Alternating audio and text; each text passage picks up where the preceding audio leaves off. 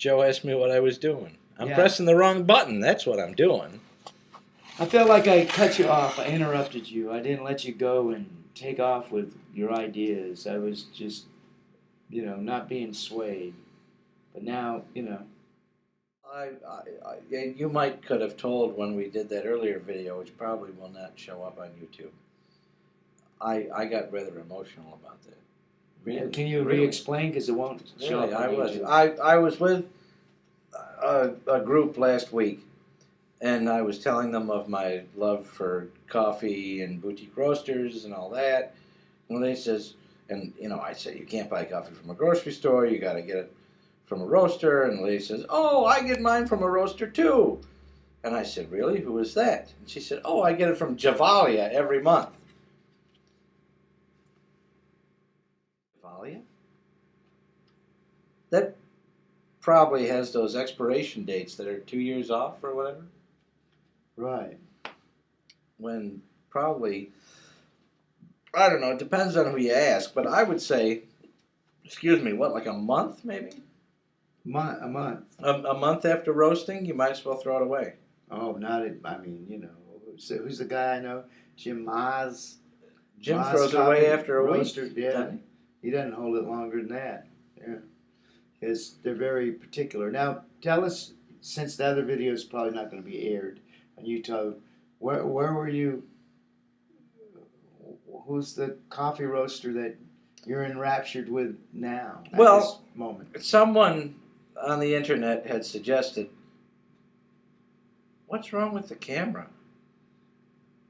It looked like my face was getting light and dark and light and dark. That's what happens. That's just it's the blind. Weird. Anyway, Go ahead. I got some Redbird coffee from, I don't remember what the guy's name was, in Bozeman, Montana. Red Beans coffee? No, Redbird. Sure. Yes. Okay. And they're on some cool street like Prairie Fire Lane or something like that. Yeah. Anyway, Pure fire? Prairie. Like through the fire? No, they're on the prairie allegedly I'm just doing to you what you always do to in me. Montana. And it's very nice, very, very nice, very flavorful, very, very smooth. And smooth and flavorful don't necessarily go together. Right, I know. It's like cinnamon and maple. That's what I said. It's kind of like cinnamon and maple. Yeah, you wouldn't think of them going together, but it's just perfect combination for your coffee, right? Right. Very lovely. Yeah, it's like maybe next time you can put some cinnamon in your maple syrup on those pancakes at Denny's. I love Nixon. I know Nixon you. was I know the you man. love Nixon, but now the thing is, part of it is we love or hate people partly because of their personalities too. Because it's like Clinton. Like Clinton. Politically, I agreed with a lot of stuff that he did. Sometimes I thought, man, he was really a good guy at compromising, and he balanced the budget, which has not always been a Democratic forte. Right. And he did it primarily because he had so many people in the House and the Senate who Congress who were Republicans, and I think he did that as a compromise to say accomplish things. And but as a person, I don't think I'd like him. Right. Personally, I don't think there's situations that have presented itself which have informed me of his personality, which I don't think I would like. But policy-wise, I'd have to say I thought I agreed with the policies, Right. and the stuff. Except for the don't ask, don't tell. Which I was don't a know if that compromise. was his necessarily. But it idea. was his that he signed off on True. as an idea, which I have incidentally wrote my congressman and got a letter back saying he appreciated my email, but he didn't say one thing as to what it was about. Which was it about? It was like, let's repeal don't ask, don't tell. Because it's you act like it's a dirty little secret, when everybody knows that there's gays, lesbians in the military, which doesn't prevent them from doing their job apparently. Right. Which is like, and look, right now I'm gonna be open for attack because I never was in the military. So I don't know anything about the military, but I remember when they were talking about women. But I have a lot of friends. Some of my best friends have been in the military. Some of my best friends have been in the military. Some of my best friends have been straight, of heterosexual origin. Okay. So I listen to them when they talk. And most of them, some of my best friends have been men.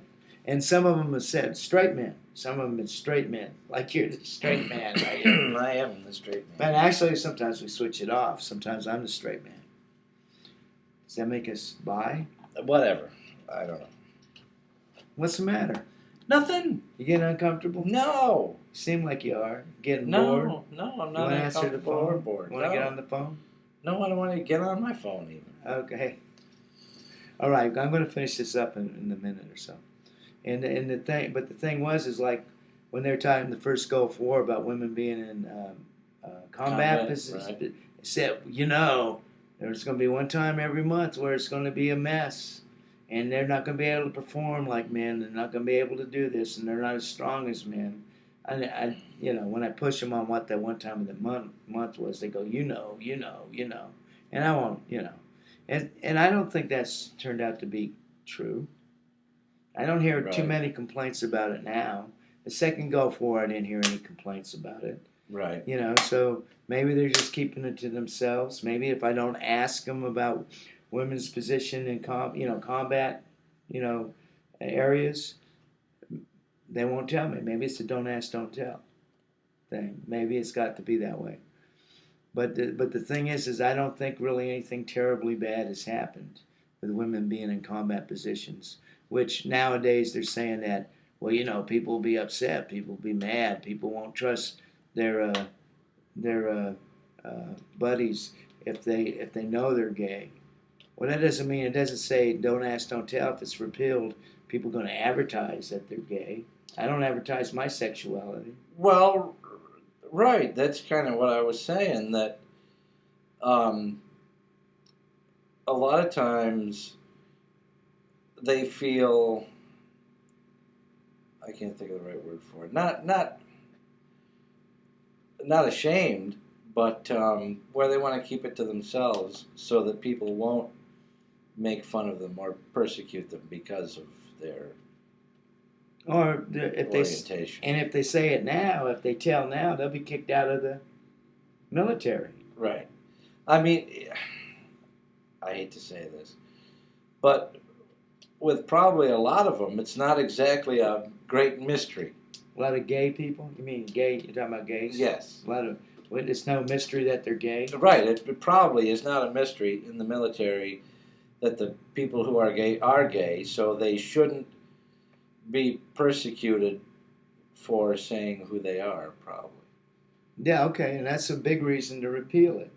I mean, because it's acting like it's a secret when it's not a secret. Right. And acting like, we got to be careful not to say anything, when there's more important matters for the military Certainly. to deal with than a person's sexual orientation. Right. It would be the same thing. There's certain things you don't violate. Heterosexuals are not to violate a certain code of conduct. It'd be the same thing. It's the same code of conduct, So I think that I'll be repealed, and that's what I told him. And then I got the Dear John letter. The Dear John letter that said, thank you. We're glad that you gave us input on this important issue, which I don't have a clue about this because this is a generic email we send to everybody that we get emails from. So, but thanks, man, for your input. No problem. I'm sorry that I took over when it was supposed to be your time. It's okay. Remember the Spartans. That's all I got to say. Okay.